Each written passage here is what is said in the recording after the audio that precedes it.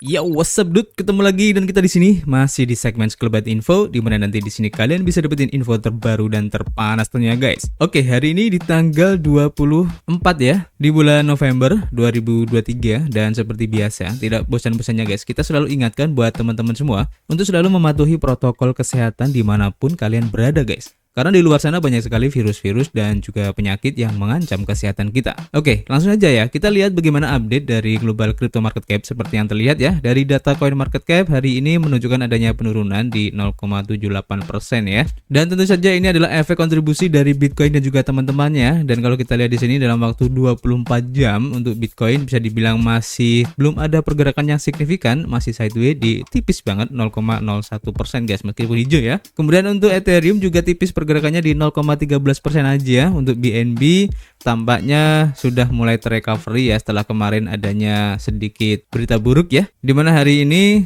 bisa dibilang sideways ya. Dalam waktu 24 jam perubahannya hanya di 0,84%. Kemudian untuk SRP ada kenaikan cuma 1,35% aja. Kemudian untuk Solana masih merah di 1,5% guys. Dan kalau kita lihat di sini ya, tampaknya untuk perubahan yang terjadi tidak terlalu signifikan ya, dan rata-rata perubahannya hanya di 0, sekian persen sampai 1% aja, masih mengikuti pergerakan harga dari Bitcoin guys. Kemudian selanjutnya kalau kita lihat ya untuk Fear and Greed Index, di sini poinnya di posisi 73 dan masih dalam fase greed ya. Sehingga kita bisa indikasikan untuk antusiasme dari pasar ataupun para investor untuk masuk ke kripto ini masih cukup lumayan besar ya. Dan kita lihat aja apakah antusiasme ini masih tetap bertahan dengan berbagai berita yang hari ini ataupun beberapa hari ke belakang ini cukup bisa dibilang kurang bagus ya. Tapi meskipun sudah diguncang ya dengan salah satu berita yang cukup mengejutkan, yaitu CZ yang resign. Ini sebenarnya kalau berita ini muncul ya pada waktu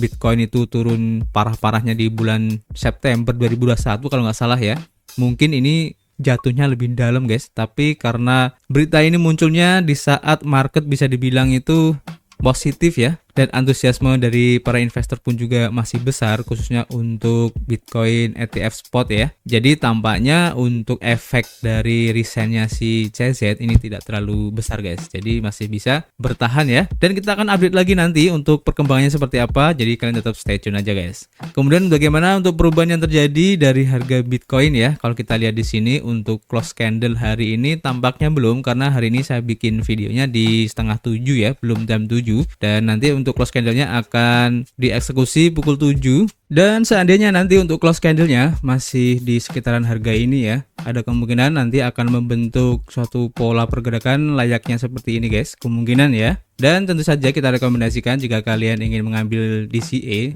ambil aja, tunggu aja di harga sekitar 36.500 aja guys, untuk lebih konservatif ya. Dan untuk lebih konservatif lagi, kalian bisa tunggu di harga sekitar 35.700 ya, atau di sekitar 35.000 aja ya, untuk lebih konservatif lagi. Jadi itu untuk rekomendasi DCA-nya. Dan kita lihat bagaimana update untuk info hari ini guys. Kita langsung saja ya untuk informasi yang pertama, kita lansir dari harian You.Today. Dan di sini diinformasikan guys bahwa koneksi dari CEO Binance yang baru ya, yaitu si Richard Teng dengan Ripple dan XRP ini terungkap guys. Jadi penunjukan CEO baru Binance yaitu Richard Teng mengungkapkan benang merah yang menghubungkan pemimpin baru bursa kripto terbesar di dunia ini dengan kekuatan Ripple dan XRP. Dalam sebuah peristiwa yang mengejutkan ya, para penggemar kripto telah menemukan hubungan yang signifikan antara CEO Binance yang baru saja ditunjuk yaitu Richard Teng dan penyedia solusi kripto untuk bisnis dan terkenal di dunia yaitu Ripple. Richard Teng yang baru-baru ini mengambil alih untuk kendali dari Changpeng Zhao setelah penyelesaian terobosan untuk senilai 4 miliar dolar ya antara Binance dan otoritas pengawas Amerika Serikat,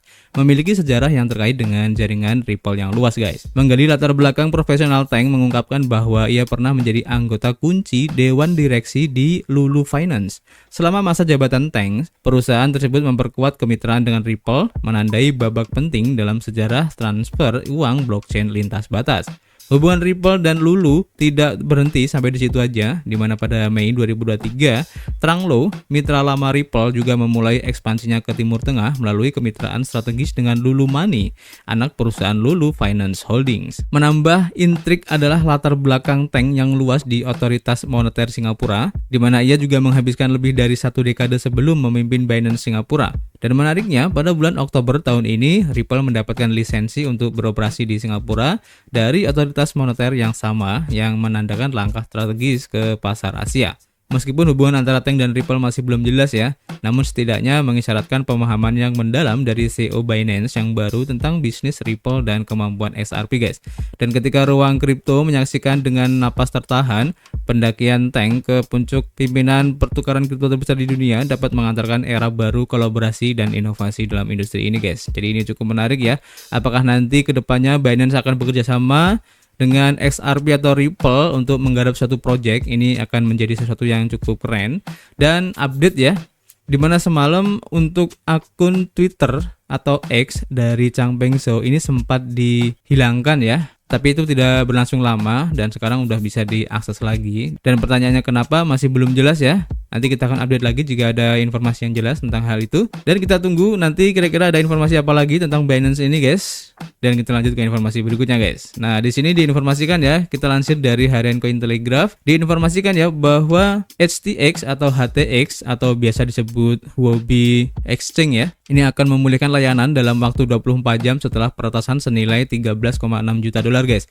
Jadi kemarin sempat terjadi peretasan yang menimpa Huobi ya, dan kata Huobi sekarang telah menangani serangan ini dengan baik. Ini berdasarkan laporan. Dan pertukaran kripto HTX ini yang sebelumnya dikenal sebagai Huobi Global ya, mengatakan akan melanjutkan setoran dan penarikan dalam waktu 24 jam setelah mengalami eksploitasi senilai 13,6 juta dolar pada 22 November guys. Nah dalam pengumumannya ini, bursa tersebut berjanji untuk sepenuhnya mengkompensasi kerugian yang disebabkan oleh serangan ini dan 100% menjamin keamanan dana pengguna. Selain itu ya, mereka juga menulis jumlah dana yang hilang oleh Huobi HTX kali ini menyumbang jumlah yang sangat kecil dari total dana platform dan mencatat bahwa operasi normal untuk HTX tidak terpengaruh ya oleh insiden tersebut guys. Nah sehari sebelumnya, Huobi ini juga mengalami peretasan senilai 13,6 juta dolar pada hot wallet pertukarannya sebagai bagian dari serangan senilai 86,6 juta dolar yang didalangi terhadap bridge atau jembatan rantai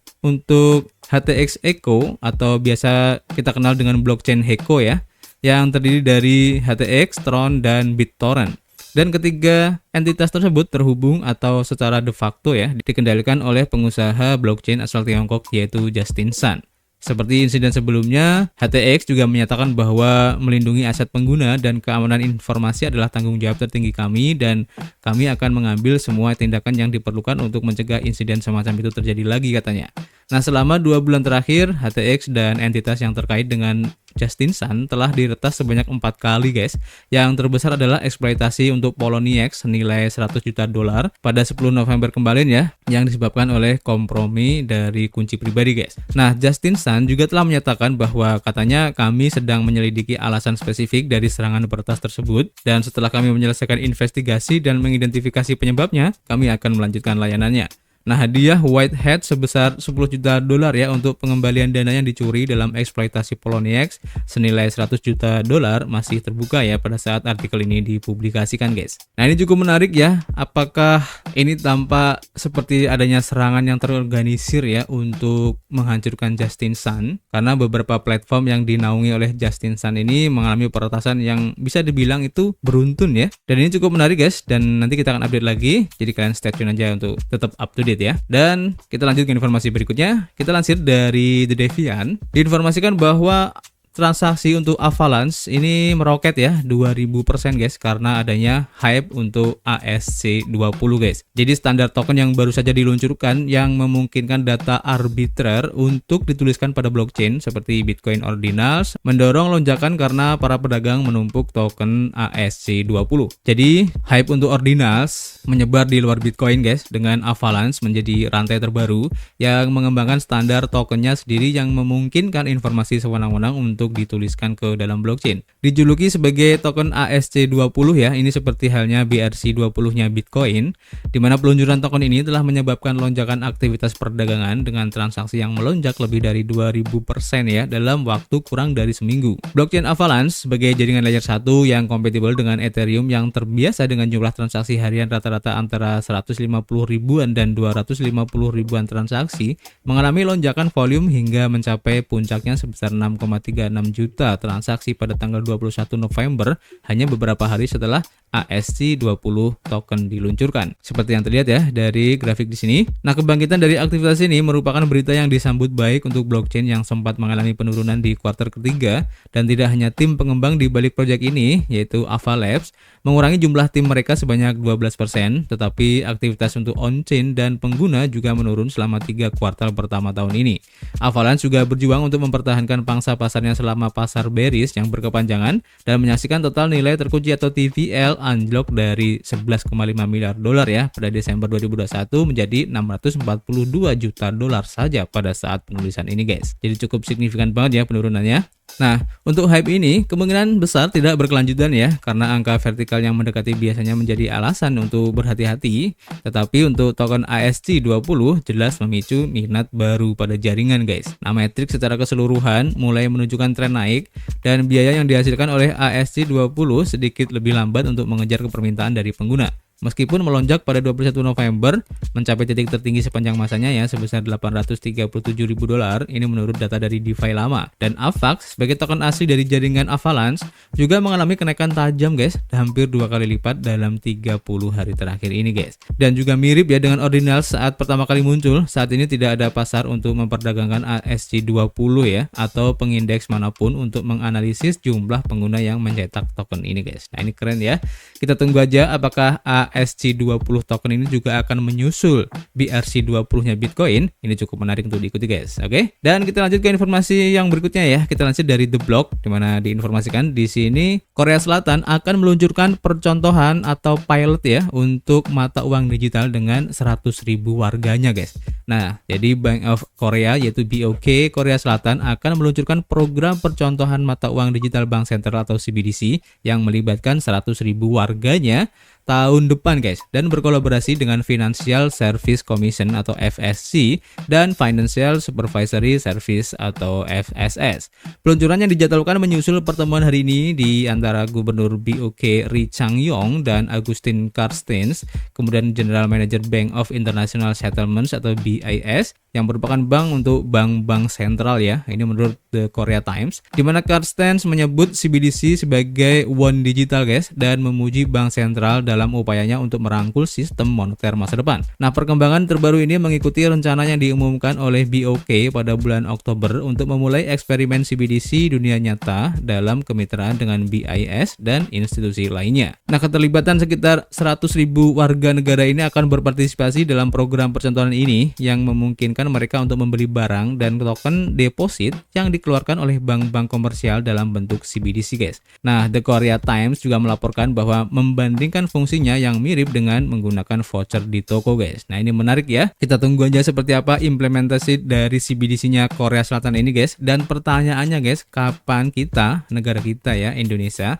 akan juga melakukan pilot ya ataupun percontohan untuk CBDC dari rupiah digital guys. Karena ini cukup menarik, karena kalau kita lihat di beberapa negara tetangga ini juga sudah mulai melakukan mungkin percobaan ataupun pilot dalam lingkup yang lebih kecil, tapi setidaknya mereka juga sudah melakukan uji coba ya. Dan ini cukup menarik. Apakah kedepannya nanti Indonesia juga akan meniru hal itu? Tapi masih belum ada kabar yang terbaru ya untuk hal ini. Nanti kita akan update lagi jika ada informasinya. Dan ini cukup menarik guys. Jadi buat kalian yang mungkin tertarik dengan perkembangan CBDC di Indonesia, kalian tetap aja ya stay tune, dan juga jangan lupa nyalain loncengnya ya agar tidak ketinggalan informasinya. Oke? Jadi cukup ya untuk informasi hari ini. Nanti kita akan update lagi jika ada informasi yang cukup menarik untuk diinformasikan kepada teman-teman semua. Dan seperti biasa ya, kita masih menunggu kritik dan saran kalian di kolom komentar. Nanti kita bisa ngobrol banyak di dalamnya. Dan tentu saja guys, kita akan ketemu lagi di informasi berikutnya.